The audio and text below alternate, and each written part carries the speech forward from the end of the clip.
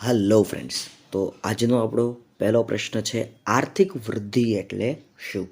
તો આર્થિક વૃદ્ધિ એટલે સમયના લાંબા ગાળામાં અર્થતંત્રમાં ચીજવસ્તુઓના કુલ ઉત્પાદનમાં થતો વધારો.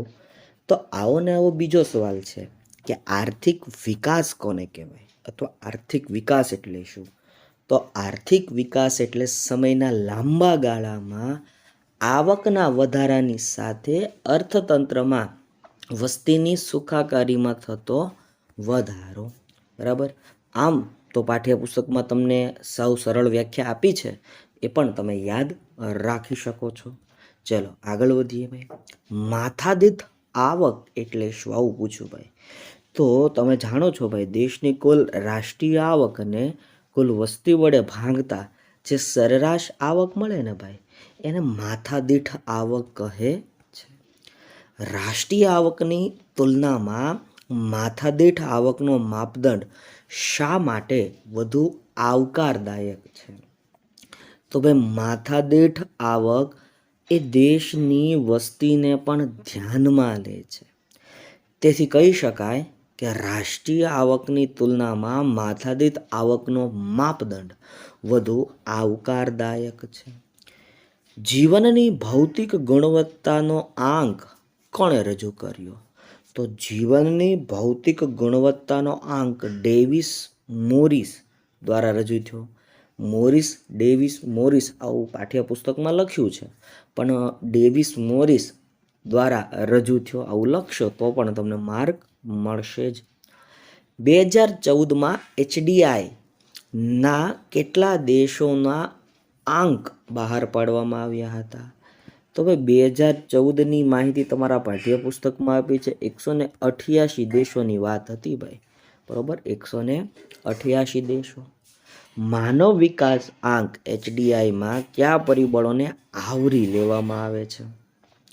તો માનવ વિકાસ આંકમાં અપેક્ષિત આયુષ્ય, શિક્ષણ અને જ્ઞાન અને જીવન ધોરણને આવરી લેવામાં આવે છે. બાળ મૃત્યુ દર એટલે શું? દર વર્ષે પ્રત્યેક 1000 જીવતા જન્મેલા બાળકોમાંથી 1 વર્ષ સુધીમાં મૃત્યુ પામતા બાળકોનું પ્રમાણ એટલે બાળ મૃત્યુ દર.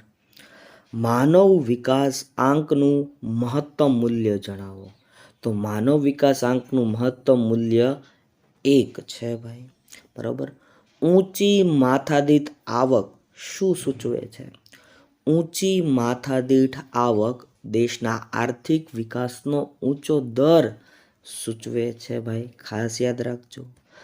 સેનિટેશનની સુવિધા શેમાં સુધારો સૂચવે છે? તો સેનિટેશનની સુવિધા એ આરોગ્યમાં થયેલો સુધારો સૂચવે છે. બીજા વિશ્વયુદ્ધનો સમયગાળો કયો હતો? તો બીજા વિશ્વયુદ્ધનો સમયગાળો ઈસવીસન 1939થી ઈસવીસન 1944 હતો ભાઈ. આર્થિક વૃદ્ધિ કેવા પ્રકારનું પરિવર્તન છે? તો આર્થિક વૃદ્ધિ એ પરિમાણાત્મક પરિવર્તન છે ભાઈ, પરિમાણાત્મક પરિવર્તન છે. આર્થિક વિકાસને કારણે શ્રમની ગતિશીલતામાં શું પરિવર્તન આવે છે? તો આર્થિક વિકાસના કારણે શિક્ષણ વધતા શ્રમની ગતિશીલતા વધે છે ભાઈ. બરાબર. આર્થિક વિકાસને આર્થિક વૃદ્ધિની જેમ સરળતાથી કેમ માપી શકાતો નથી? શું કામ?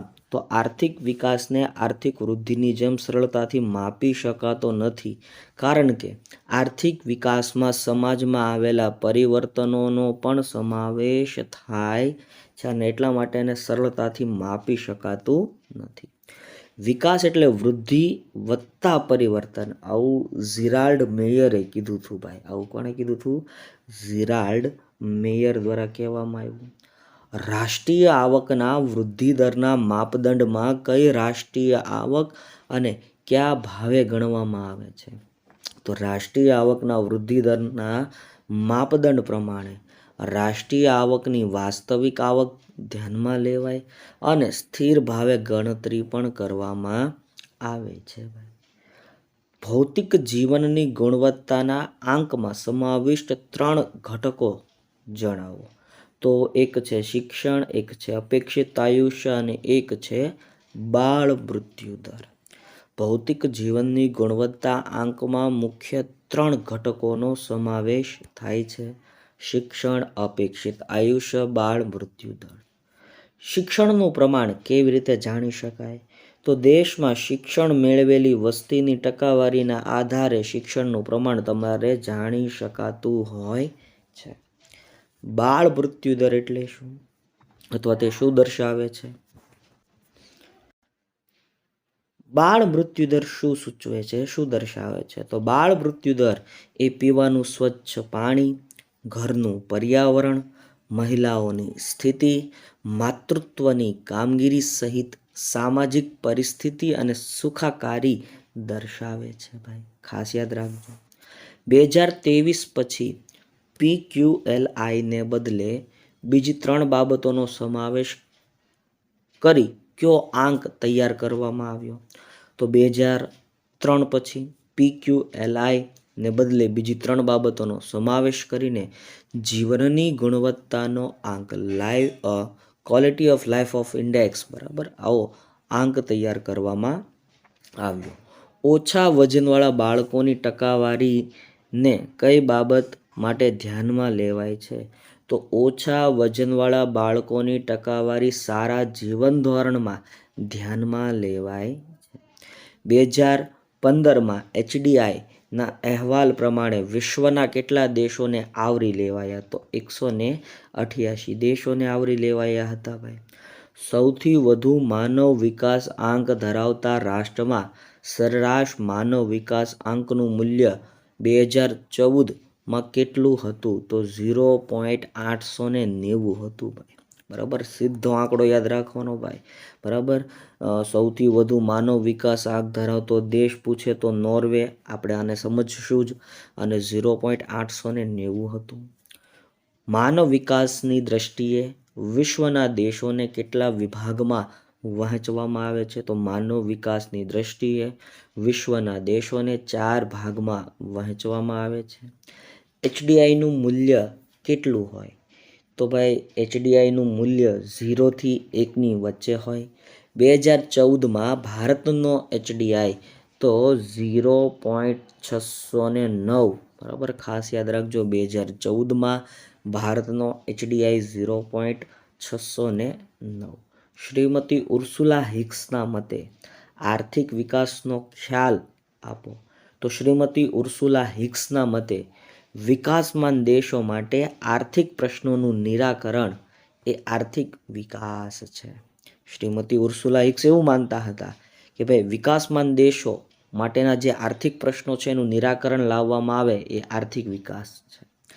હેન્સનના મતે આર્થિક વૃદ્ધિ એટલે શું? તો હેન્સનના મતે ભાઈ આર્થિક વૃદ્ધિ એટલે રાષ્ટ્રીય આવકનો વૃદ્ધિ દરમાં વધારો. રાષ્ટ્રીય આવકનો વૃદ્ધિ દરમાં થતો વધારો. આર્થિક વૃદ્ધિમાં કેવા પ્રકારના પરિવર્તનો થાય? તો આર્થિક વૃદ્ધિમાં પરિમાણાત્મક પરિવર્તનો થાય છે. ભાઈ આર્થિક વૃદ્ધિમાં શું બદલાતું નથી? તો આર્થિક વૃદ્ધિમાં સંસ્થાકીય અને મનોવૈજ્ઞાનિક વલણો બદલાતા નથી. આર્થિક વિકાસમાં કોનો સમાવેશ થાય? તો આર્થિક વિકાસમાં વૃદ્ધિ, આર્થિક સુખાકારી અને ભૌતિક પ્રગતિનો સમાવેશ થાય છે. ચલો આગળ વધીએ ભાઈ. વિકાસ એ કેવી પ્રક્રિયા છે? તો વિકાસ એ બહુપરિમાણીય પ્રક્રિયા છે. ભાઈ વિકાસશીલ એટલે કે વિકાસમાન દેશોની પ્રથમ જરૂરિયાત કઈ છે? તો વિકાસશીલ દેશની પ્રથમ જરૂરિયાત આર્થિક વિકાસ છે. વિકાસ દેશોમાં આર્થિક વિકાસનો મુખ્ય હેતુ શું છે? ભાઈ વિકસિત દેશોમાં આર્થિક વિકાસનો મુખ્ય હેતુ પૂછો તો વિકસિત દેશોમાં આર્થિક વિકાસનો મુખ્ય હેતુ પ્રજાના ઊંચા જીવન ધોરણને જાળવી રાખવાનું છે. ભાઈ પ્રજાના ઊંચા જીવન ધોરણને જાળવી રાખવા સાથે સંકળાયેલી વાત છે.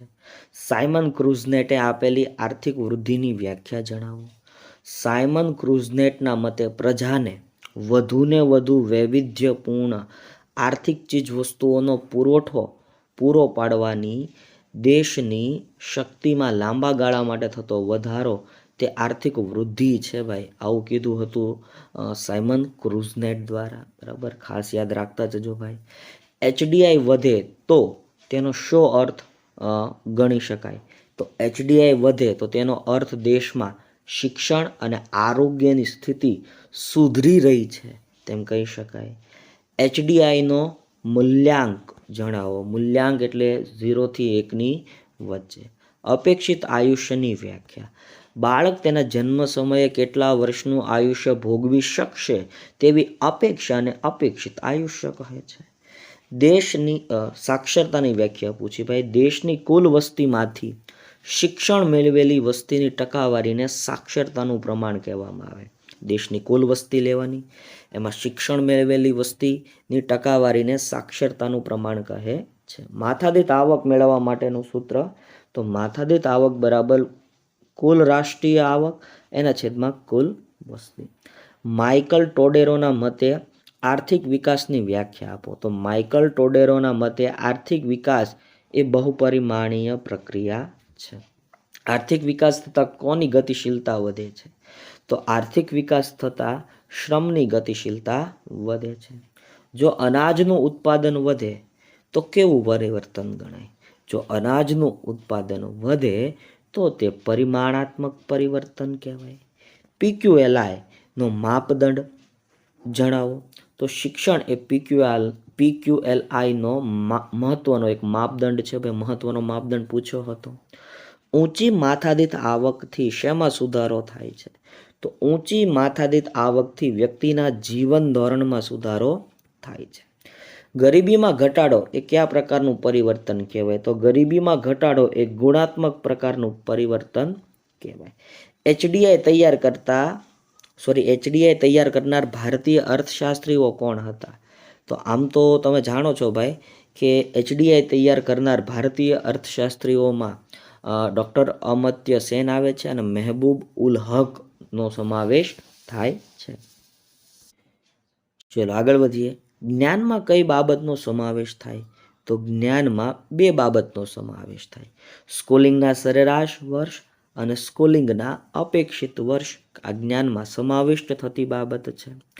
માનવ વિકાસ આંકની દ્રષ્ટિએ પ્રથમ દેશ કયો છે? તો નોર્વે દેશ છે. ભારતનો માનવ વિકાસ આંક અને ક્રમ જણાવો. તો ભારતનો માનવ વિકાસ આંક 0.609 છે ભાઈ. બરોબર, અને ક્રમ 130મો છે. ખાસ યાદ રાખજો ભાઈ. પ્રૌઢ સાક્ષરતા દર એટલે શું? પ્રૌઢ સાક્ષરતા દર એટલે 15 વર્ષ કે તેથી મોટી ઉંમરની વ્યક્તિઓમાં શિક્ષણનું પ્રમાણ એટલે પ્રૌઢ સાક્ષરતા દર. પીક્યુએલઆઈનું પૂરું નામ physical quality of life index. Physical quality of life index. એચપીઆઈનું full form human poverty index. બરાબર, હ્યુમન પોવર્ટી ઇન્ડેક્સ. ALE એટલે કે એવરેજ લાઈફ એક્સપેક્ટન્સી. બરાબર, એવરેજ લાઈફ એક્સપેક્ટન્સી ખાસ યાદ રાખજો. WB એટલે વર્લ્ડ બેંક. WB એટલે વર્લ્ડ બેંક. ટૂંકાક્ષરીના વિસ્તૃત નામમાં વાત કરીએ એચડીઆઈ. એચડીઆઈનું full form human development index. ટૂંકાક્ષરીમાં વિસ્તૃત નામ HCI human consumer index. Human consumer index. HDR human development report. Human development report. RBI reserve bank of India. RBI એટલે શું ભાઈ? Reserve bank of India. GDI GDIનું gender development index થશે. યુનેસ્કોનું full form થાય united nation education scientific and cultural organisation. United nation educational scientific and cultural organisation થશે. ખાસ યાદ રાખજો. PPP તો પરચેઝિંગ પાવર પેરિટી. બરાબર, પરચેઝિંગ પાવર પેરિટી ખાસ યાદ રાખજો. TAIનું ફૂલ ફોર્મ થાય ટેકનોલોજીકલ અચીવમેન્ટ ઇન્ડેક્સ. બરાબર, ટૂંકાક્ષરી નામ પાછું GNIનું થાય ગ્રોસ નેશનલ ઇન્કમ. USD થાય એટલે United States dollar, United State dollar. UNDP, United Nations Development Programme, United Nation Development programme.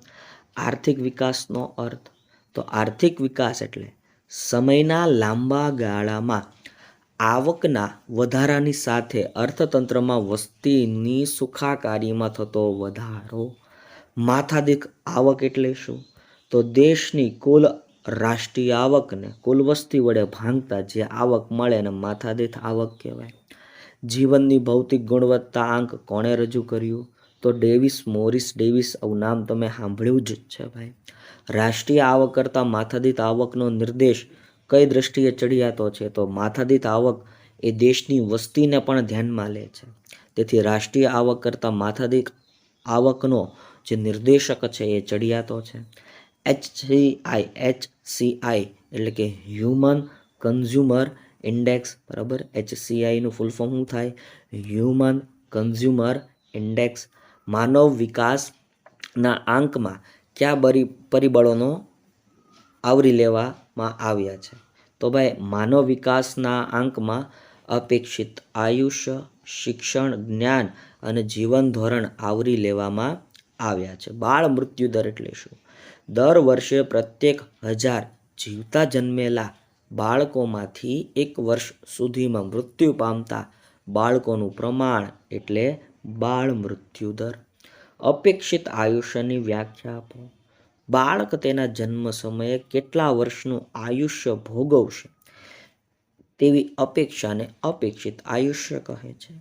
મિત્રો, વિડીયો ગમ્યો હોય તો એક લાઈક કરી દો, શેર કરી દો અને કમેન્ટ સેક્શનમાં કમેન્ટ કરી દો.